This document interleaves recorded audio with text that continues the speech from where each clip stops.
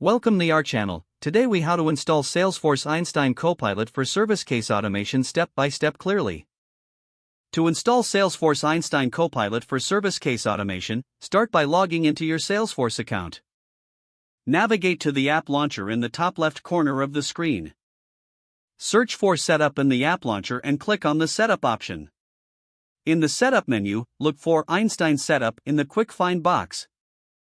Click on Einstein Setup to begin the installation process. You will see a list of available Einstein features. Locate the option for Einstein Copilot and click on the Install button next to it. Follow the prompts in the installation wizard to configure Einstein Copilot.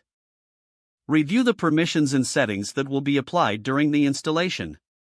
After confirming the settings, click on the Finish button to complete the installation. Once the installation is complete, navigate back to the Setup menu. In the Quick Find box, type Einstein Copilot settings. Click on Einstein Copilot settings to configure the Copilot for your toggle the switch to enable Einstein Copilot for your organization. Next, set up the default parameters for case automation. You can specify the types of cases that the Copilot will assist with. Define the automation rules to streamline the case handling process. After configuring the settings, click on Save to apply all changes. Now, go to the Service Console from the app launcher. In the Service Console, create a new service case to test Einstein Copilot. Once the case is created, look for the Einstein Copilot panel on the right side. The Copilot panel will provide insights and recommendations based on the case details.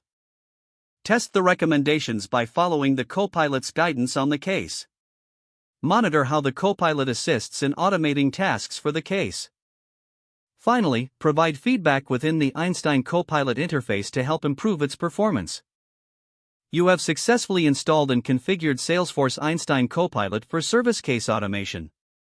If the page does not load, refresh the browser or try again in a private or incognito window.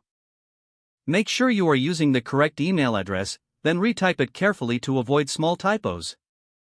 If your password is not accepted, use the reset option and create a new strong password you can remember. Don't forget to like this video and subscribe to our channel for more step-by-step tech guides.